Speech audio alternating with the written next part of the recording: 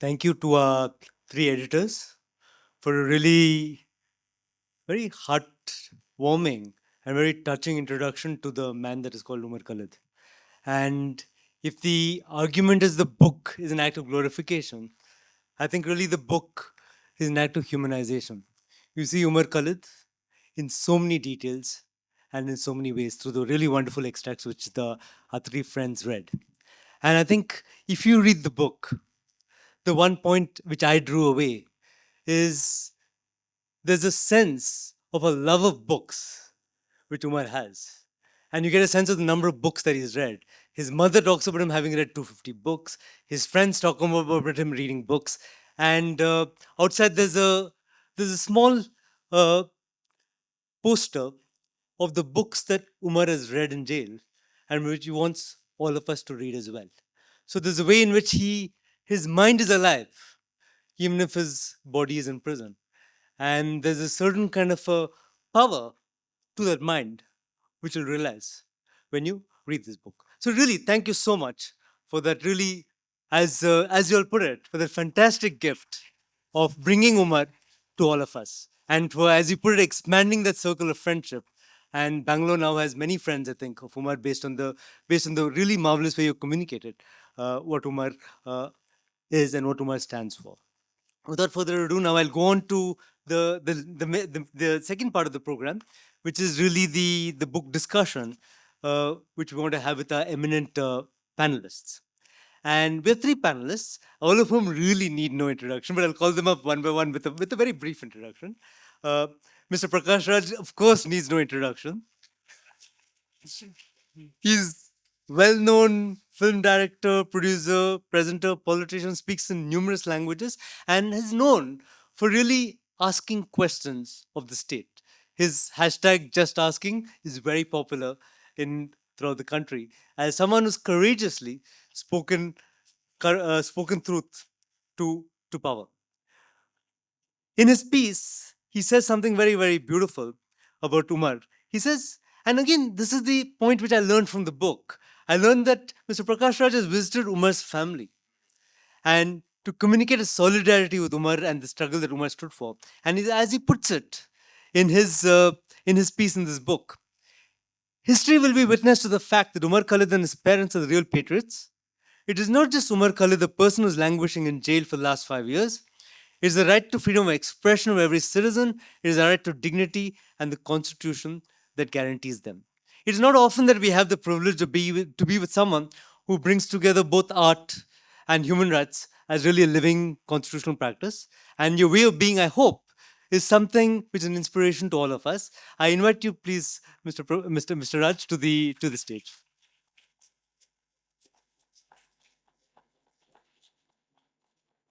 I will also thank you, please. I will also invite Dr. Ramachandra Guha to the stage. Again, he needs no introduction. He's the much beloved Bangalore historian of Gandhi and much sought after commentator on contemporary politics. But I think beyond his writings, which we know very, very well, he's also been a mentor to a range of younger people, always reading their books, providing blurbs, writing introductions. And in this context, he has read the dissertation of Dr. Umar Khalid. And there's an essay in the volume which is titled A Life Aborted, in which Professor Guha describes Umar's PhD work as one of the most accomplished doctoral dissertations by an Indian that I ever read. And we look forward to hearing more from you, Dr. Guha, on Umar's contribution.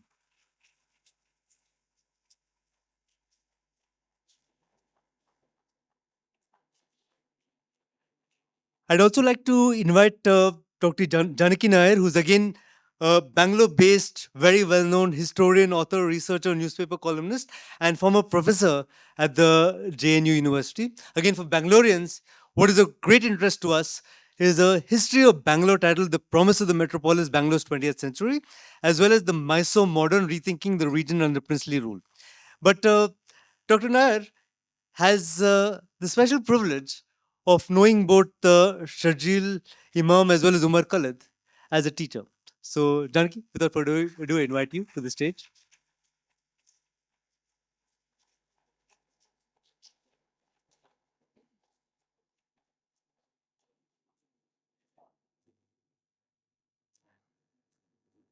with such an eminent panel, with which speaker do we begin?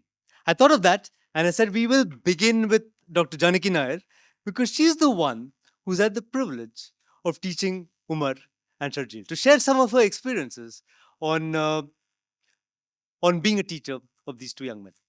Janaki, would you like to come to stage? Or?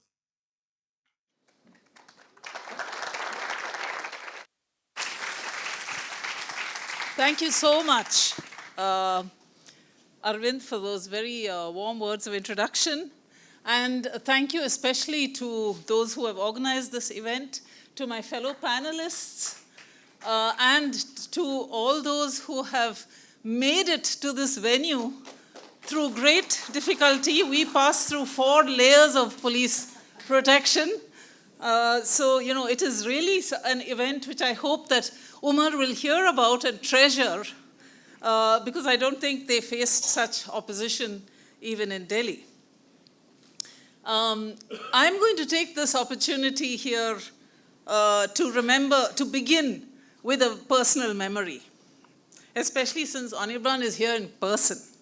They were a pair, they were twins.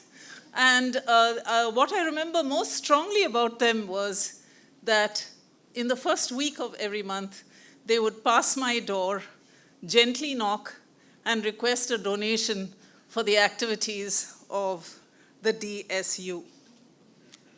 But there was one event they organized to which Umar invited me as a speaker. It was around 2013 or 14, I cannot remember the exact year, when this descriptor suffix, jihad, coded as dangerous Muslim, first surfaced. And of course, today has proliferated as a disparaging epithet to not just love.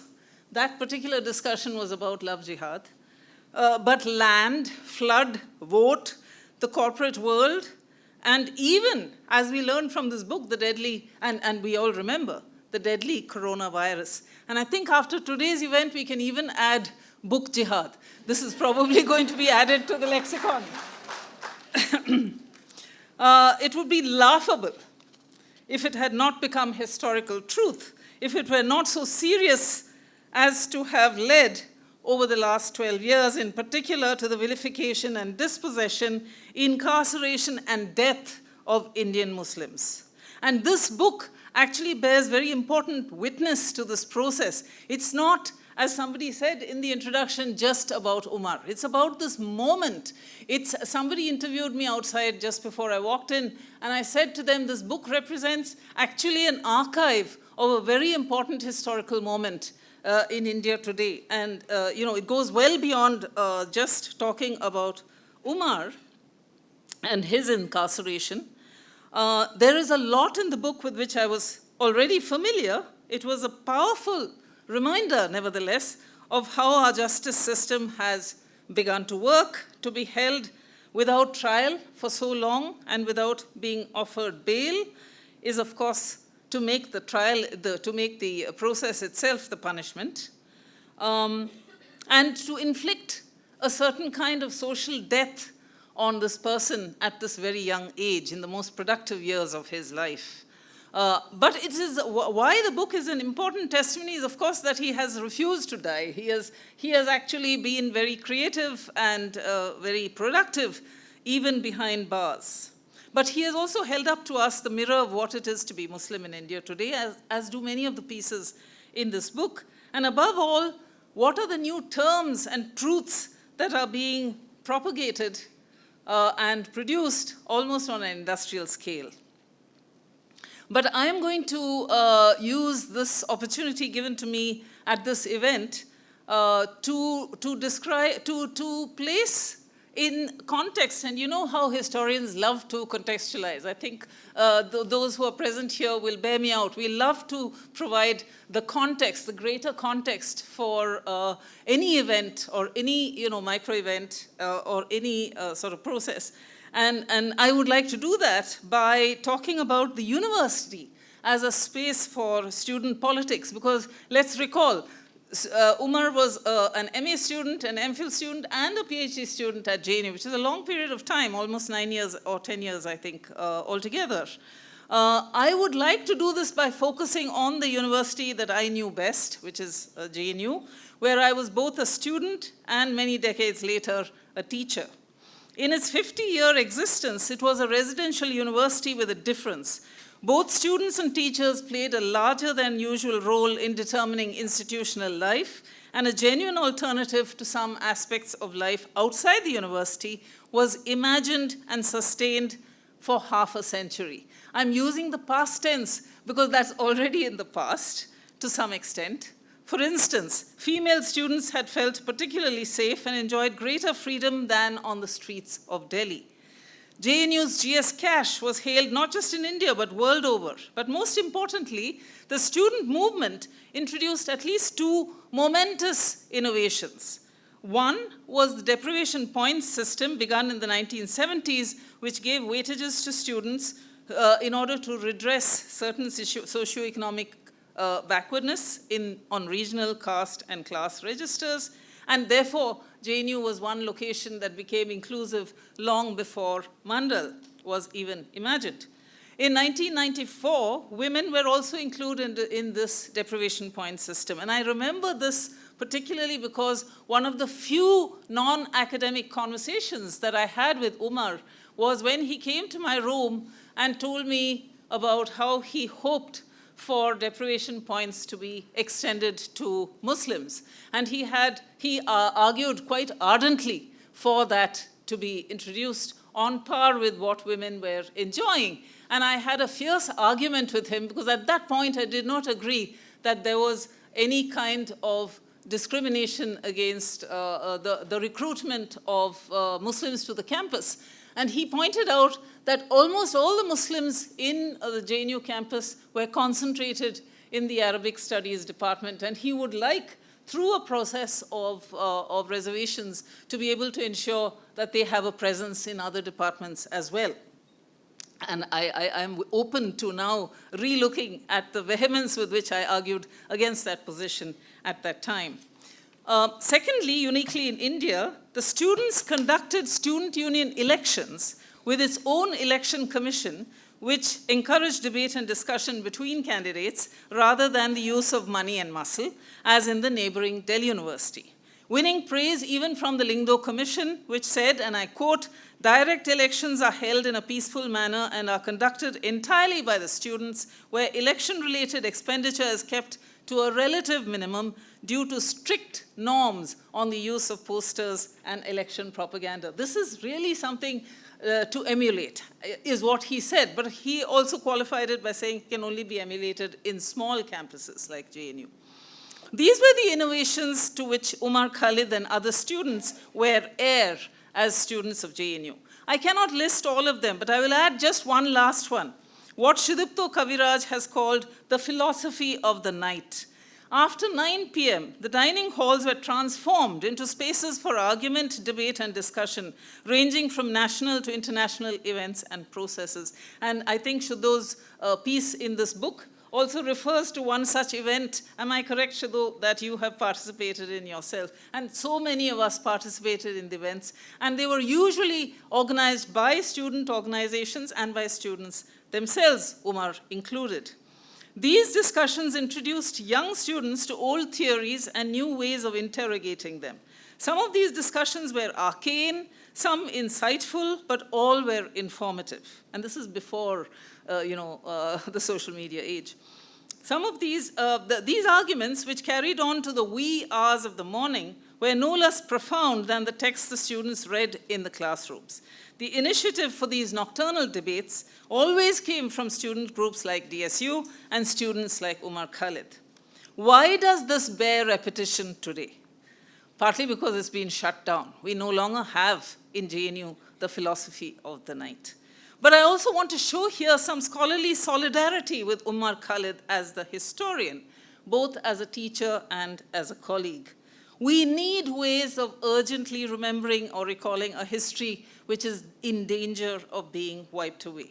We hear endlessly, not only about Naxalism and its violence, but nothing at all about an Indian Marxism that has been a profound influence on India and also revealed an alternative visionary path both before and after independence. When JNU, and my department in particular, the Center for Historical Studies, became the object of a sustained right-wing attack that began in 2016, the complaint usually was, and continues to be, that the left has monopolized or colonized these spaces. And now it was a redoubt that had to be captured by the right. That's the language that is used. You know, you have to capture these spaces. I believe that we should frame the developments of the immediate post-independence decades in India quite differently. And here I would like to express some disagreement with the article, one of the articles that Umar has contributed to this book, which is called JNU is being destroyed so the geo model can succeed. And I would like to make two corrections to what he argues in that book. First of all, that the privatization of higher education did not begin with this current regime. And in fact, this state which we live in, Karnataka, was the pioneer way back in 1953 when it allowed the establishment of Manipal University. Secondly, JNU was the focus of attention, and this is important. Why was JNU and CHS in particular the focus of the attempt to dismantle and take over, as it were, the academic establishment? Because it was the model to emulate. It was an object of envy. And the goal of the takeover was to produce a right-wing version of the same university. That project has spectacularly failed over the last 12 years. JNU has been turned from a place of thinking into a place of worship. And, you know, we always think of the term urban Naxal as something, you know, denigrative and as insulting. But I would like to think now that perhaps it is actually a backhanded compliment, because it is actually admiring the capacity for the left to produce people who actually think. Believe me, it has really turned into a place of worship, and maybe in the question time I can explain why I say this. But let me carry on with this, because I don't want to use up too much of the time and deprive my fellow panelists of their time that you know, is due to them. E.J. Hobsbawm, another well-known historian, wrote his book, The Age of Extremes, The Short Century Between 1914 and 1991, which documented the failure of state socialism, that is to say Soviet-style communism. He was a communist throughout his life, and his life in some ways encompassed the very century that he was describing. But also he documents the failure of capitalism, as during the famous 1929 depression, and of course nationalism in the short 20th century as he defined it and as he witnessed it. He posed an important challenge to those who might believe that the enchantment with left-wing ideologies and experiments was infantile or misplaced or indeed an illegitimate capture. He says something which is extremely relevant to the theft of history that is currently underway in India today. He was convinced, and I quote, "The question why communism attracted so many of the best men and women of my generation and what being communists meant to us had to be a central theme in the history of the 20th century." He foregrounds communism and Marxism as not only the forces that shaped the world in that critical century. Remember that the welfare state that is celebrated came into being post-war as a direct result of communism. But it also created a great many generations of imaginative people in the worlds of art and music, poetry and film, theater and dance, in addition to a wide range of political experiments whose goal was equality, driven by the passionate belief that no change was beyond their reach. I think Umar will agree with me when I say this has an extraordinary resonance for the ways in which we describe our 20th century. We know how rich that legacy has been in India. This is the legacy to which Umar Khalid, Sharjeel Imam, Devangana Kalita, Natasha Narwal, I'm only naming those who were my students, have been heir. In addition to being the most important oppositional voice in our political firmament until the 1980s, the left's contribution for at least 3 to 4 decades to the worlds of theater, writing, filmmaking, music, photography. Think Sunil Jana decades before Sebastião Salgado. Art, not to mention the worlds of social science and humanities, was out of all proportion to their numbers. So, against the selective stories that I believe, and I believe in the world of filmmaking, the word that is constantly used is files, against the selective files that are being propagated by the current regime, we are now obliged to defend the historical method and this precious historical memory. I want to make one more important point, and I want to make it today about another urgent need of our times. Let us reflect for a moment on the time at which we are assembled here. We had a small sample of what it is like to be under surveillance, to be checked, body checked, to be checked, verified, and so on and so forth, in just this half hour before we all assembled here. But we are also assembling at a moment when the world appears to have completely lost its moral bearings, when authoritarian and genocidal heads of state are making their own and other people's pay a very heavy price. We must begin by denying these majoritarian regimes their monopoly on historical wounds that denude all others of their very humanity. We must insist against all these genocidal wars that are pivoted on erasing the past, and they claim, as Israel does, that everything began on October 7, 2023, that never again must be never again for all. But we also know now that despite the terrible physical, material, and psychic damage that has been inflicted on Gaza, on Iran, and on Lebanon, we are seeing something new: the end of the American hegemon, an unexpected break on Israeli expansionism. In short, ways of being in this world that had been grievously underestimated. Now, I don't want people in this audience to go away mistaking me for lauding the Iranian regime. As a feminist, I cannot for one moment defend the violent suppression of the cry Jeen Jia Azadi, represented by Mahsa Amini, and the movement for democratic rights that happened in Iran. I am merely pointing to the capacity of that regime to halt the ambitions of two determined, armed, and dangerous world powers. Let us come to India, because that's what we are here to talk about. We have to invert the ways in which we have been thinking of our current predicament as one that calls for a focus on the protection of minority rights alone. And I believe that Umar would be on my side in this question. And by the way, I am not a contributor to this book. So maybe what I'm saying here is in some ways making up for my absence in the book. We need to think about and against the majoritarianism that has engulfed our lives. A majoritarianism that loves to hate and hates to love. A majoritarianism that bestows on me, as a result of the accident of birth, a privilege that I will refuse to exercise. And I fervently hope that this refusal will become a collective roar. A majoritarianism that is predicated on unitary principles that had been rejected at the moment of independence in favor of an ardently imagined Indian future of free and equal people empowered by that historic visionary document, the Constitution. We must reject any form of majoritarianism that excludes. We must refuse the impulse to become the mirror image of Pakistan. We must stand shoulder to shoulder with a different kind of majority.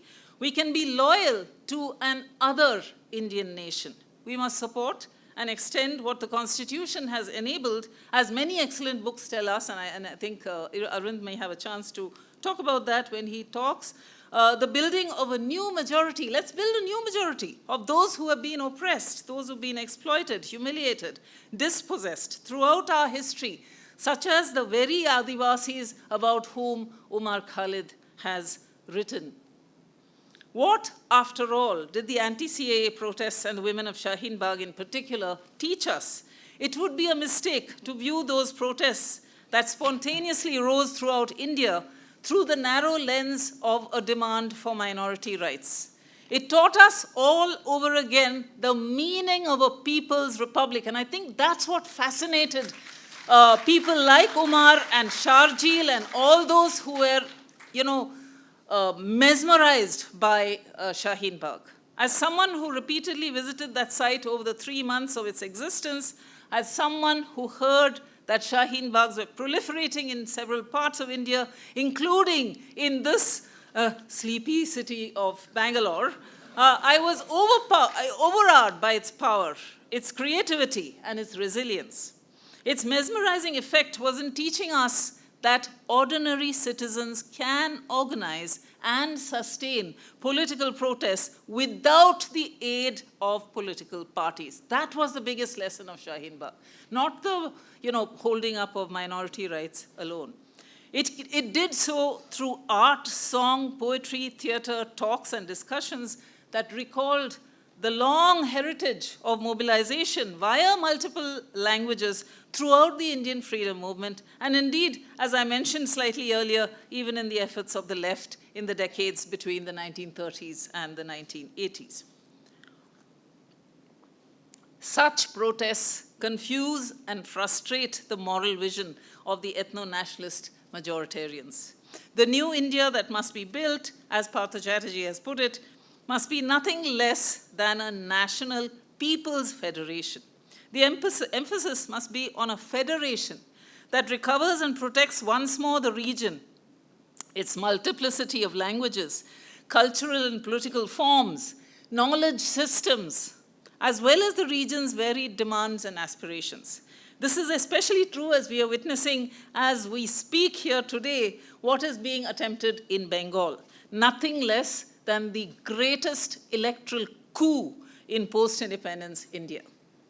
Now, I'm so glad that I'm sharing a stage with Ram Guha, because he is a well-known and entrenched optimist, and I am a well-known pessimist. At the end of his majestic survey of post-independence Indian history, he concludes on, at least the older version of the book, Ram, correct me if I'm wrong, he concludes on a very positive note about the virtue of voting and the meanings that it has for Indian democracy. But we know that the electoral system has been completely debased in our times. And I know that he has written a fresh conclusion to the latest version of your book. Am I correct? So, but, we do stand on two sides of the spectrum as far as how we see things happening in this country. Let me quote Chatterjee here.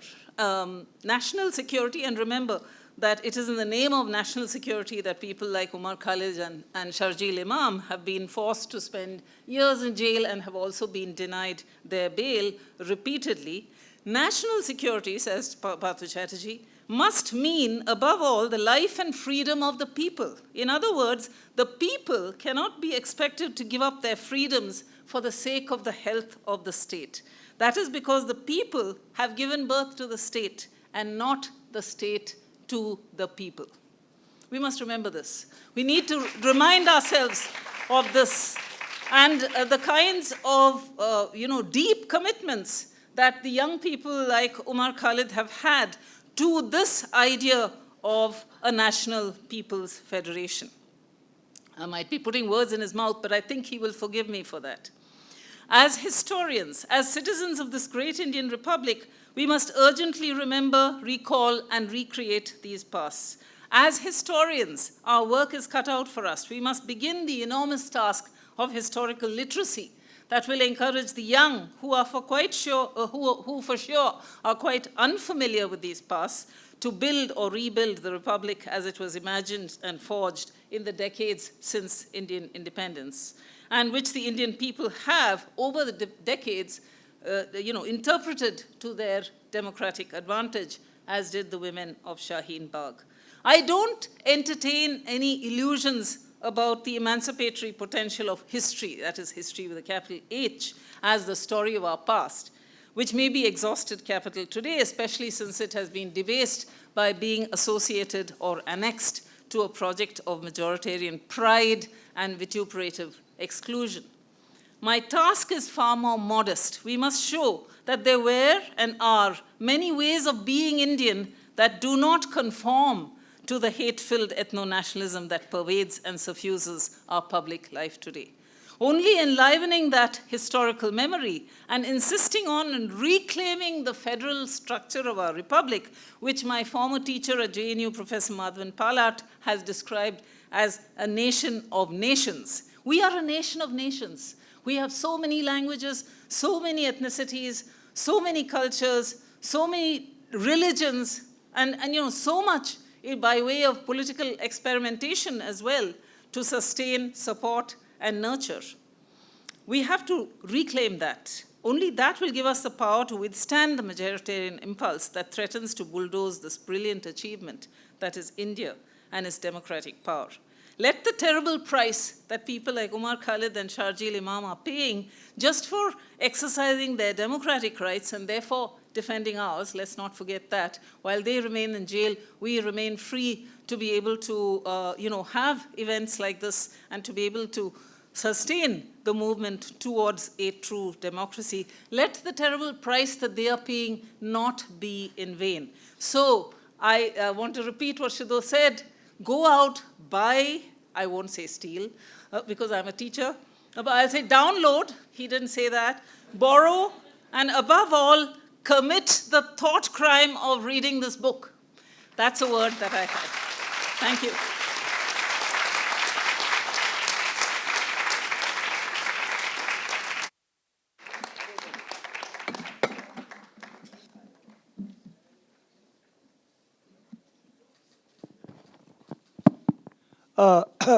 Before I begin, Arvind, no one introduced Arvind.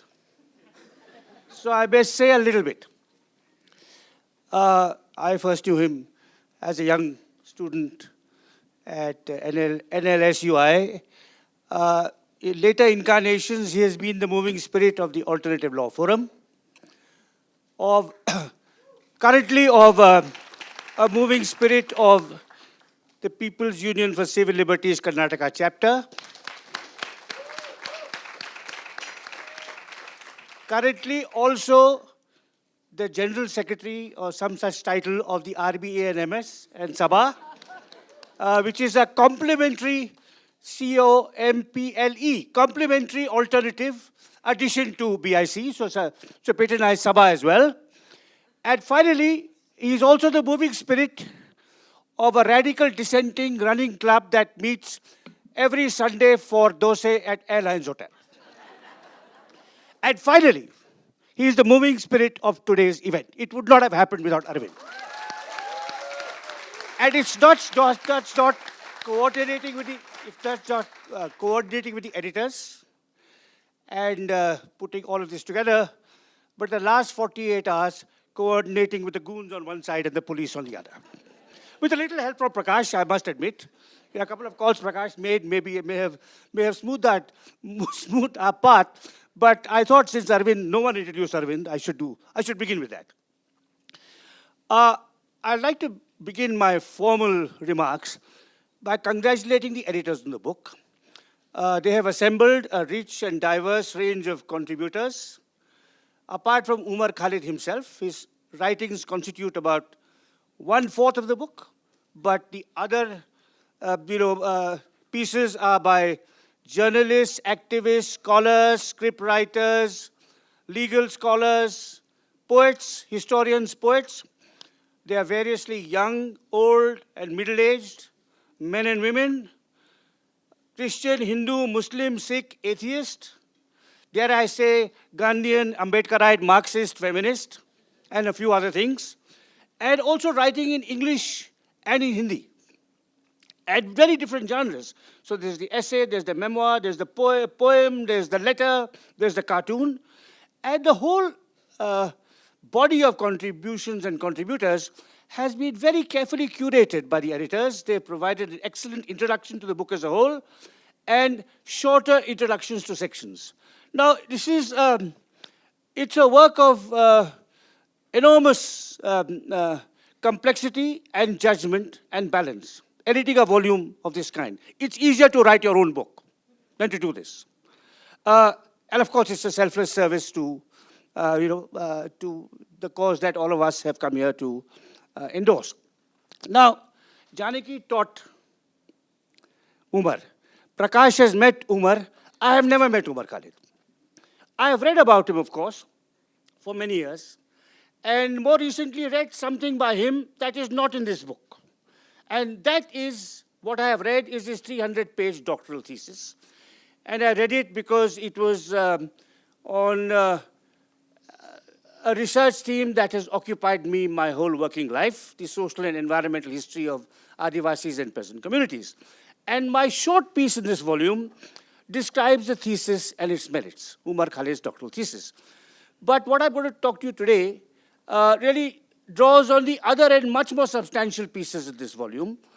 And to my mind, as I was reading them and trying to make sense of them and trying to put together something meaningful and coherent to say to you today, I thought I would argue that, I'll be very interested to know the editor's responses to this, that taken as a whole, and if you read them closely and carefully, they reveal, or at least they reveal to me, at least 8 different Umar Khalids. First, Umar Khalid as a thinker and as a writer, displaying a keen understanding of Indian history, society, and politics. His letters and his essays contain sharp analysis of the fault lines of caste, class, religion, gender, and region. So the many Indias that Janaki talked about are reflected in what Umar writes. So they are the work of a brilliant and curious mind, but also a fine stylist who eschews the academic jargon that is quite common among scholars and historians nowadays, and is someone he wants to write for his fellow citizens, not just for his fellow scholars. So first, we have Umar Khalid, the thinker and writer. Second, and quite very interestingly, in fact, this is one of the most interesting aspects of the book, though maybe it's a minor aspect. To me, it was revealing. The second Umar Khalid revealed here is a critic and judge of other writers. And there are 2 pieces I'd like to draw your attention to. One is an assessment of the great pioneering historian Ranjit Guha, no relation of mine, the founder of the Subaltern Studies School. And Umar from jail is writing about what Ranjit Guha meant to him after Ranjit Guha died. And the second is a book review he wrote of a book I'd recommend to everyone here. After you buy Umar Khalid and His World, go to one of our wonderful bookshops on Church Street or elsewhere and buy this other book. It's a book called The Many Lives of Sayyida X by a very brave and fine young writer in Delhi called Neha Dikshit. And it's a book about the travails of a working class family, Muslim working class family in post-liberalization India. And here is Umar Khalid writing an appreciation of a historian and of a journalist. So that's the second Umar Khalid, a critic who assesses other writers and other thinkers. The third Umar Khalid is that of a democratically minded citizen who has a passionate commitment to freedom and justice. The fourth Umar Khalid I find in this book is Umar Khalid as a prisoner. And I think some of the excerpts that have been read out earlier showed this. His detailed but always unsentimental descriptions of the arduous conditions of prison life, the heat, the awful facilities, and not least the fear and suffering of his fellow prisoners during the COVID pandemic. So that's the fourth Umar Khalid as a prisoner. The fifth Umar Khalid, represented in this book, is an individual of enormous courage, an unquenchable spirit and zest for life. And as an illustration from this, I'm going to read a short description of the positive sides of jail life, which are contained in a letter he wrote to a friend in September 1922. So this is what he's writing. I mean, in other excerpts, you hear about the heat, the insanitary facilities, the COVID pandemic, the brutality, the loneliness, the insecurity. And here he says, I quote, For all its hardships, jail has also led to several positive, in quotes, changes in my life. I have quit smoking. For 2 years, I have lived without a mobile phone, which means I'm over that other drug too, social media. I came here with a concentration span of a tweet. But now I read several novels each month. And finally, after several years of trying, my sleep cycle is back in place. My mother would be glad to hear this. So that's the unquenchable spirit.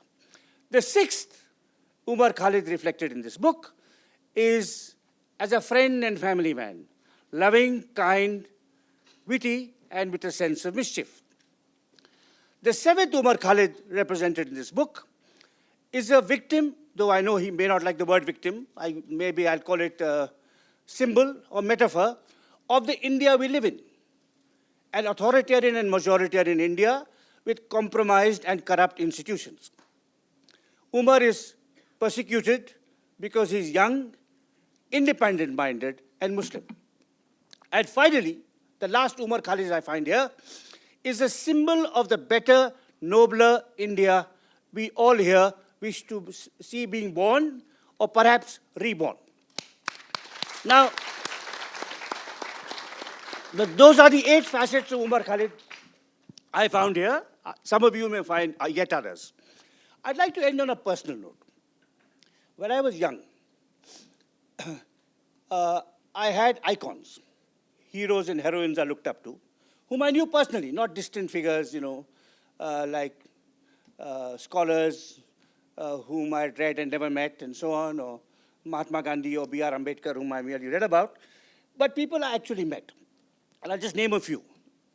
One was the great Chipko leader Chandi Prasad Bhatt, who a pioneer of grassroots environmentalism, an exemplary social worker, who is in his 90s and still with us.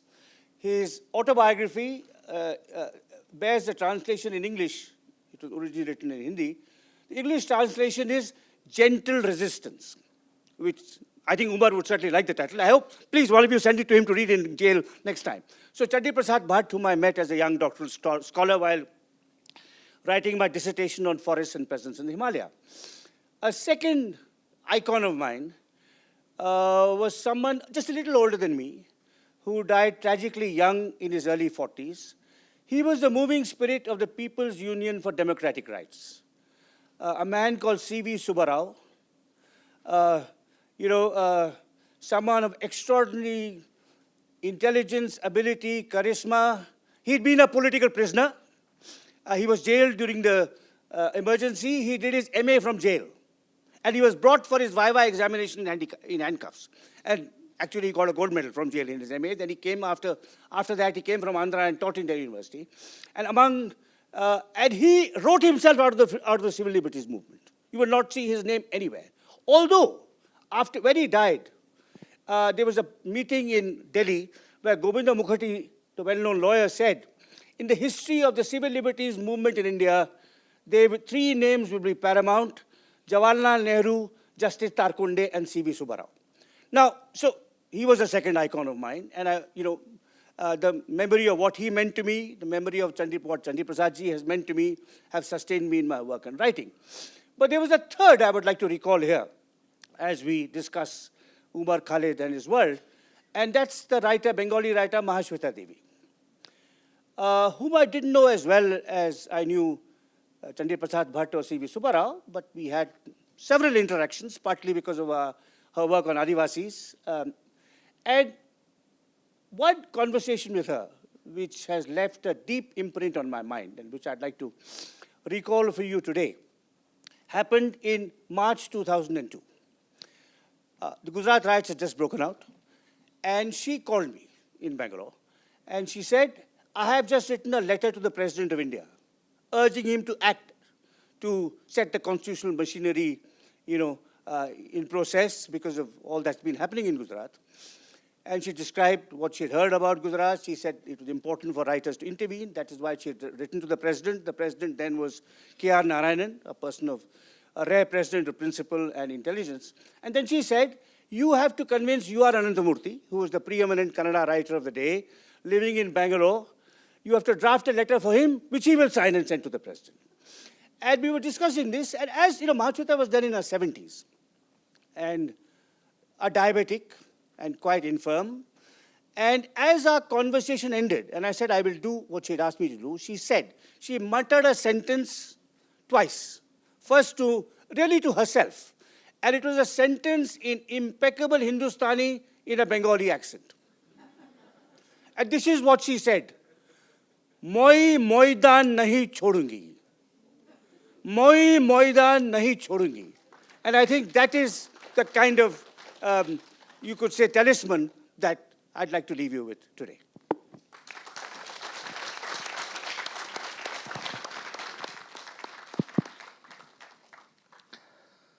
Hi, good evening, everyone.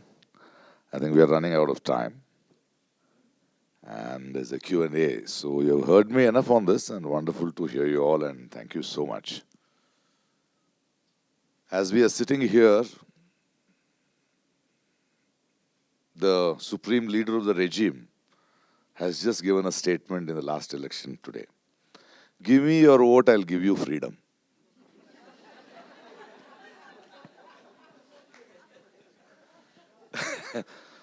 Well, that's it, and I'll just say a line or two, because I'll leave it for the Q&A. I'm a very positive guy, and I'm here because Umar is standing and fighting for all of us. I'm here, I don't think Umar is in jail. Umar is in a prison. He is there to ensure that this country doesn't become a prison. I think for people like, for wonderful people like Umar, jailing is like fermentation. He is brewing. Yeah, and I expect like all the political leaders in this world, when they come out, what they speak is richer, deeper. And Umar will come with that thought. And I'll thanking you all again for coming with all and standing with this and continuing this conversation. I'll let you have some questions, Q&A with the learned people here. Better.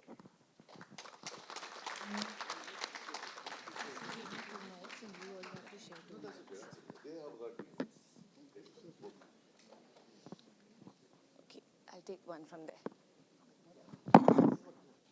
Thank you. Yeah, thank you to all our speakers. I think it was really three powerful presentations in terms of three different perspectives which we got. From Dr. Janaki Nair, we got the sense of a personal perspective. You got a sense of also teacherly disagreement, which continues with Umar, even as we speak. And that's really wonderful to see.